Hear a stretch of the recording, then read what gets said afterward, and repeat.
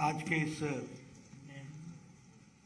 भाव से युक्त कार्यक्रम में मंच पर उपस्थित हम सब के बहुत ही आदर जिनको हम सब देते हैं, ऐसे हमारी आदरणीय माता जी श्रीमती खुराना जी, हमारे पार्टी के प्रदेश के अध्यक्ष श्री आदेश गुप्ता जी, हमारे विपक्ष के नेता श्री रामवीर बिदुरी जी, हमारे सभी सांसदगण जो यहाँ उपस्थित हैं, विधायकगण जो यहाँ उपस्थित हैं, हमारे सभी वरिष्ठ पार्टी के पदाधिकारीगण और मदन लाल खुराना जी के सभी प्रेमी देवी और सज्जनों, सबसे पहले तो मैं अपना ये सौभाग्य भी मानता हूँ कि मुझे आज खुराना जी के जन्म जयंती के अवसर पर आप सब लोगों के साथ उनको याद करने का एक मुझे मौका भी मिला है और साथ ही साथ मैं आयोजकों को इस बात के लिए भी बधाई देता हूं कि उन्होंने मेमोरियल लेक्चर उनके नाम पर प्रारंभ किया है। इसके लिए मैं आयोजकों को विशेष करके बधाई देना चाहता हूं। मुझसे पूर्व वक्ताओं ने मदन लाल खुराना जी की शख्सियत पर विभिन्न उनके आयामों पर उन्होंने अपना ऑब्जर्वेशन भी दिया और उन्होंने उनको याद करते हुए उनकी खूबियों के बारे में भी चर्चा की है। मैं भाव विभोर हो जाता हूं जब मुझे पार्टी के दिग्गजों के बारे में, पार्टी की शख्सियतों के बारे में बोलने का मौका मिलता है या उनको याद करने का मौका मिलता है, तो ये बहुत ही भावनात्मक पल होता है और वो भावनाएं शब्दों में बयान करना कठिन काम होता है क्योंकि वो इमोशंस होती हैं। अब वो इमोशंस को हम शब्द में कैसे ला सकते हैं, ये कठिन प्रक्रिया होती है। लेकिन जब मैं खुराना जी को याद करता हूँ और मैं इस बात को सब लोगों के साथ चर्चा भी करता हूँ कि ये सब वो लोग थे जिन लोगों ने विचार के लिए, जिन लोगों ने विचारधारा के लिए, मान्यताओं के लिए कमिटमेंट के साथ अपना जीवन लगा दिया। और सबसे महत्वपूर्ण बात यह समझने की है कि ये जब लड़ाई लड़ रहे थे तो खोने के लिए सब कुछ था, पाने के लिए कुछ नहीं था। ये आज की पीढ़ी के लिए बहुत समझने वाली बात है। कह देना बहुत आसान होता है और इसीलिए मैं कई बार कहता हूं कि हमारी पार्टी, हमारी विचारधारा ये किसी के कहे समाप्त नहीं होने वाली, ये किसी के कहे कमजोर नहीं होने वाली, क्योंकि ऐसे दिग्गजों ने इसकी नींव रखी है जो विचार पर अडिग रहे हैं और चलते रहे।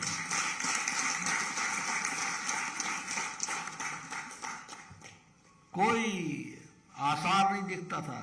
खुराना जी ने अपने जीवन में कभी नहीं सोचा था कि वो मुख्यमंत्री बनेंगे। हमारे हाथ मेट्रोपॉलिटन की सीटें कुछ आ जाती थी तो हम बड़े खुश हो जाते थे, अपनी पीठ को थपथपाते थे, लगे रहते थे, जूझते रहते थे, लड़ते रहते थे, कांग्रेस की बखियां उखड़ेड़ने में लगे रहते थे, कुछ पाने को नहीं था। और खुराना जी के बारे में हम लोगों ने अभी फिल्म में देखा, इलाहाबाद यूनिवर्सिटी से इकोनॉमिक्स, उसके बाद उन्होंने श्रीनगर में भी पढ़ाई की, फिर उसके बाद वो एक एक्टिविस्ट के रूप में उन्होंने काम किया और उन्होंने अपने आप को एक तरीके से समर्पित कार्यकर्ता के रूप में खड़ा किया। लेकिन आप याद कीजिए, ये उन लोगों में से थे जिन्होंने इमरजेंसी में जेल में पूरे 19 महीने गुजारे। अब ये कहना बहुत आसान है, आज की पीढ़ी तो भूल गई होगी कि इमरजेंसी है क्या। लेकिन आप याद कीजिए, मैं तो उस समय युवा था, एक मैट्रिक का स्टूडेंट था, लेकिन पूछता था कि ये इमरजेंसी हटेगी क्या, मालूम नहीं। जो गए हैं वो निकल के आएंगे कहीं वापस, मालूम नहीं। और ये घड़ी कोई 1 महीने की नहीं थी, कोई 2 महीने की नहीं थी, ये 19 महीने तक रही ये स्थिति। और मैं इस बात का गवाह हूं कि 1 1,30,000 लोग मीसा DIR में गए, जिसमें से 70,000 लोग हमारी विचारधारा से जुड़े हुए थे, जिसमें खुराना जी।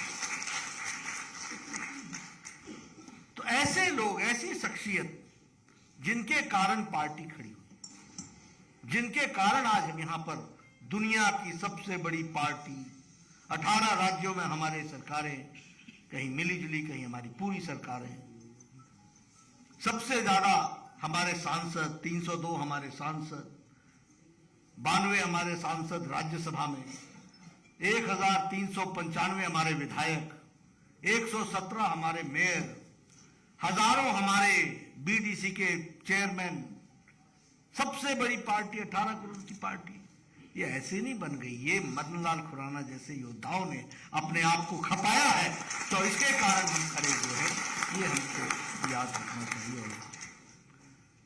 खुराना जी की दो बातें थी, संघर्ष भी था और समाधान भी था। कई लोग नेता होते हैं, वो संघर्ष करते हैं लेकिन समाधान नहीं देते। Khurana ji was a blend of two. वो संघर्ष भी करते थे लेकिन समाधान भी देते थे।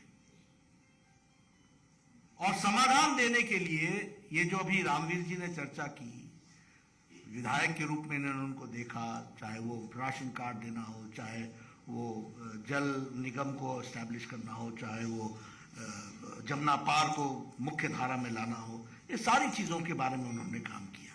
इंफ्रास्ट्रक्चर, मेट्रो और खुराना जी ये पर्यायवाची थी। उनका कोई भाषण मेट्रो के बगैर नहीं होता था। और उस समय लोग मेट्रो की कल्पना नहीं कर सकते थे।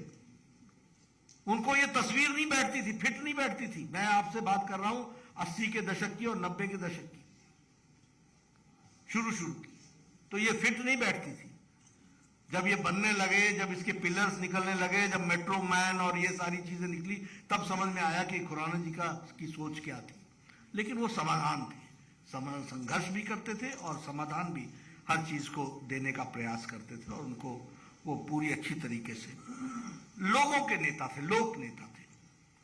दिल्ली उनके दिल में बसी हुई थी और वो दिल्ली को जीते थे। 11 चुनाव लड़े, 10 चुनाव जीते उन्होंने।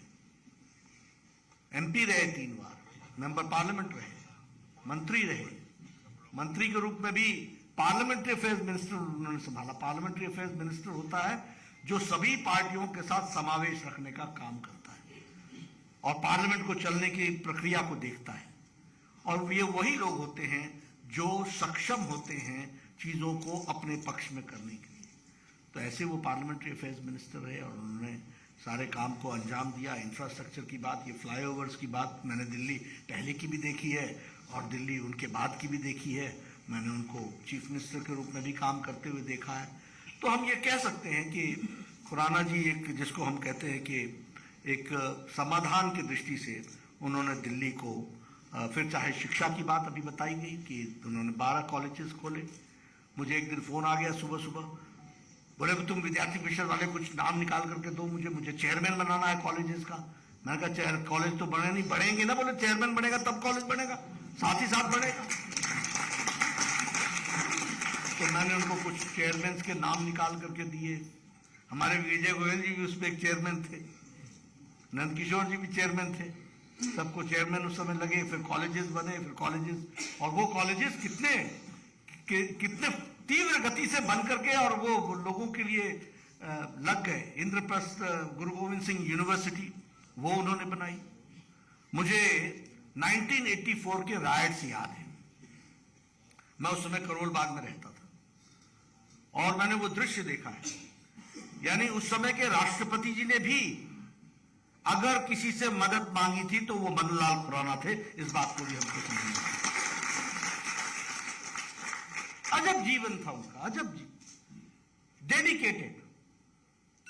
और आप सन 84 में इस तरह की बातचीत करते हुए खड़ा होना, ये अपने आप में बहुत बड़ी बात थी। और बाद में वो मुख्यमंत्री बने। उन्होंने जस्टिस नरूला के अध्यक्षता में कमेटी बनाई जिसने बहुत हद तक सिख भाइयों को राहत देने का प्रयास किया और जिसको फिर प्रधानमंत्री मोदी जी ने उनके सपने को पूरा किया। ये भी हमको याद है।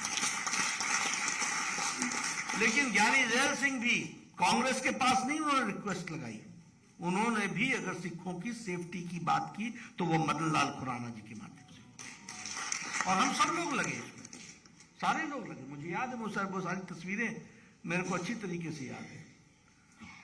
तो ऐसे अगर हम देखने लगे तो खुराना जी के जीवन में हम लोगों को बहुत कुछ सीखने को है, बहुत कुछ जानने को है।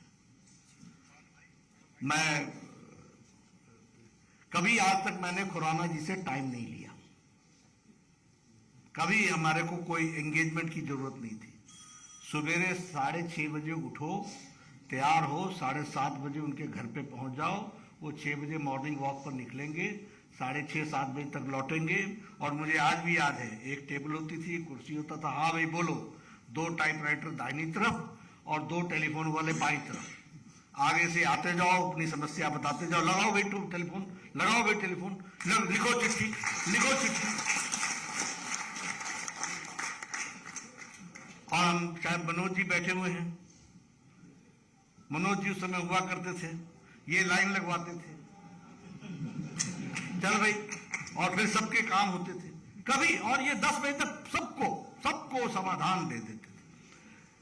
तो पीपल्स रिप्रेजेंटेटिव, और ये मैं आपको कोई उदाहरण नहीं बोल रहा हूं, मेरी आंखों के सामने की तस्वीर है ये। मैं सुबह जाता था किसी को काम को लेकर के, कोई भी ऐसी समस्या होती थी उसको वो पूरा करते थे। मैं एक घटना सुनाना चाहता हूं।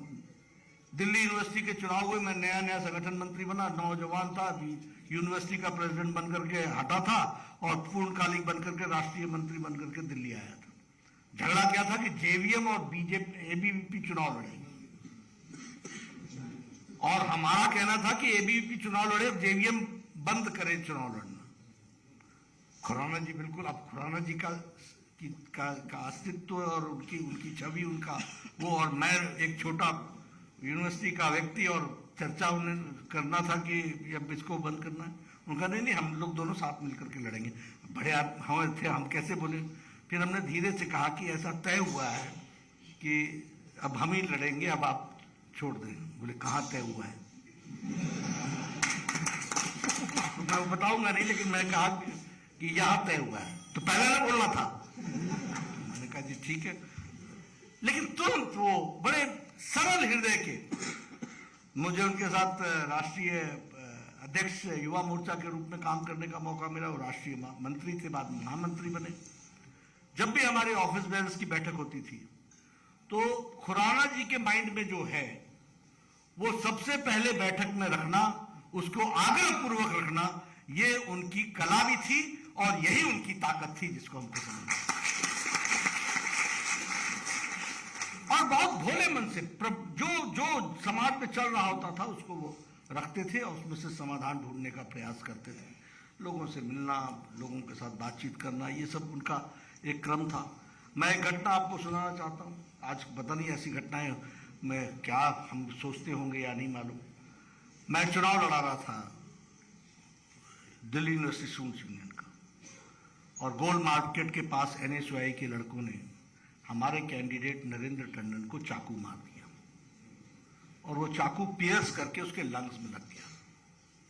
मेरा हाथ टूटा हुआ था, बड़े मुश्किल से एक हाथ से मैंने पकड़ करके उसको गाड़ी में डाला और टैक्सी वाले से पूछा, बोला, मैंने कहा ये हॉस्पिटल कहीं है तो ले जाओ। तो हम राम मनोहर लोहिया हॉस्पिटल ले गए उनको।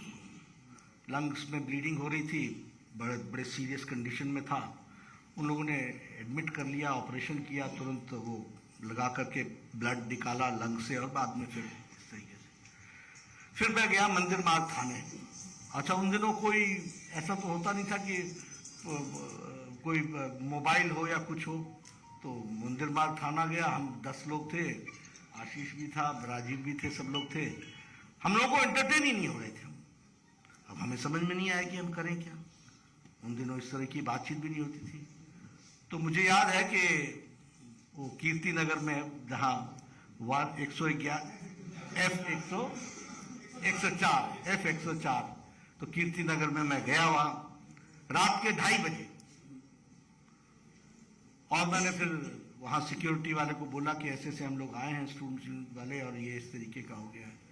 उन्होंने उठाया, खुराना जी उठे, हम लोगों को ड्राइंग रूम में बैठाया, वहां से कमिश्नर को दड़काया, फोन किया उन्होंने 2:30 बजे और कहा ये सारी FIR करो और उनको पकड़ो और ये करो वो करो, जो कुछ भी कहना था। हम लोग फिर लौट करके हॉस्पिटल में आए, इंतजार कर रहे थे। ये डॉक्टर बोले 72 घंटे तक तो सीरियस है, उसके बाद ही हम बता पाएंगे कि नरेंद्र बचेगा कि नहीं बचेगा। हम लोग बाहर ही खड़े थे। सुबह में 6:30 बजे खुराना जी हॉस्पिटल में आ गए, सुबह मतलब 2:30 बजे की घटना है, 6:30। ये उनका जो एक समर्पण, एक कमिटमेंट जिसके साथ वो काम करते थे और कार्यकर्ताओं के साथ जिस तरीके का, अभी बहुत लोगों ने कहा राजस्थान के गवर्नर से लौट करके आ गए। मैंने पूछा खुराना जी आप आ गए? बोला मन ही नहीं लगे होते। तो मैं तो जनता के बीच का आदमी हूं, मैं तो जनता के बीच में रहने वाला। यानी हम लोगों को अगर सच्चे मायने में उनको श्रद्धांजलि देनी है तो एक चीज उनसे सीखनी चाहिए, वो कभी भी कुर्सी से नहीं जुड़े, वो विचार से जुड़े, वो इशू से जुड़े।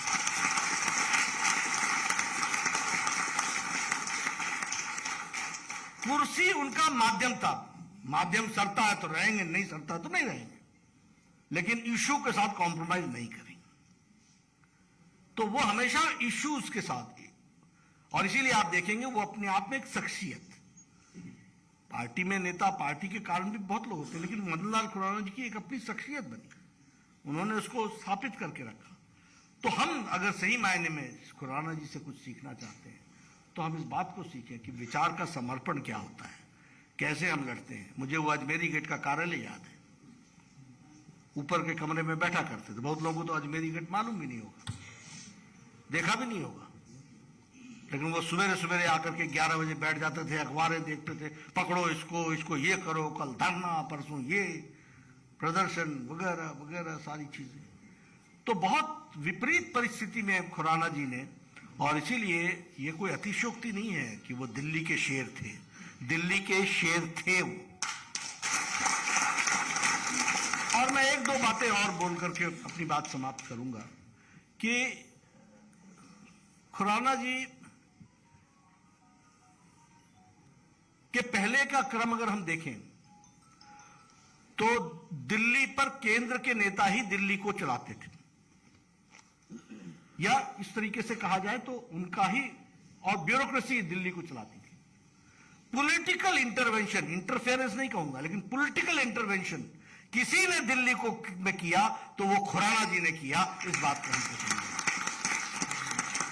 फिर वो विधानसभा का बनना, फिर वो दिल्ली को आवाज देना, फिर वो दिल्ली की पॉलिटिकल आइडेंटिटी है इसको स्थापित करना, इन सब चीजों में खुराना जी ने इसलिए उनकी आइडेंटिटी दिल्ली से आइडेंटिफाई हुई, दिल्ली के साथ वो आइडेंटिफाई हुए और उन्होंने उसको जोड़ करके देख करके उसको आगे बढ़ाया। नहीं तो क्या था कि एक तरीके से हम इसको मेट्रोपॉलिटन काउंसिल होती थी, उसमें एक लिमिटेड पावर्स में हम काम करते थे और ज्यादातर केंद्र के जो मंत्री होते थे उनका इंटरवेंशन होता था, वही चलाते थे और उनके माध्यम से ब्यूरोक्रेट्स उनको देखते थे। लेकिन दिल्ली को पॉलिटिकल आवाज के साथ चलाने का काम मदन लाल खुराना जी ने किया और ब्यूरोक्रेट्स ने उसको इंप्लीमेंट करने का काम किया, ये हमको अंतर समझना चाहिए। तो ऐसे हमारे खुराना जी और हमारे दिग्गज नेता रहे हैं और उन्होंने पार्टी को आगे बढ़ाने में बहुत बड़ा योगदान किया है। आज उनको हम याद करते हैं। जब हम याद करते हैं तो मैं एक ही बात कहना चाहूँगा कि उनसे सिर्फ हम श्रद्धांजलि देकर के अपने आप को रुखसत न कर लें। उन्होंने जिस बात के लिए जीवन लगाया उसको अपने साथ आत्मसात करें तो वही सच्ची श्रद्धांजलि होगी और वही खुराना जी के लिए एक अच्छी आवाज़ होगी। अंत में मैं फिर से आयोजकों को धन्यवाद देना चाहता हूं कि उन्होंने मुझे ऐसे मौके पर आने का मौका दिया। मैंने भी अपने कुछ मेमोरी लेन से जो पुरानी यादें थीं उसको ताज़ा भी की, आत्मसात भी की। यहाँ बैठे हुए पहले 2 रो में तो कोई ऐसा नहीं है जिनके साथ हमने काम नहीं किया और जिन्होंने खुराना जी के साथ काम नहीं किया। तो ऐसे में मुझे उन सबको साथ मिलने का भी मौका मिला है। मैं धन्यवादी हूँ और हम सब लोग खुराना जी के रास्ते पर चले, यही उनके प्रति सच्ची श्रद्धांजलि।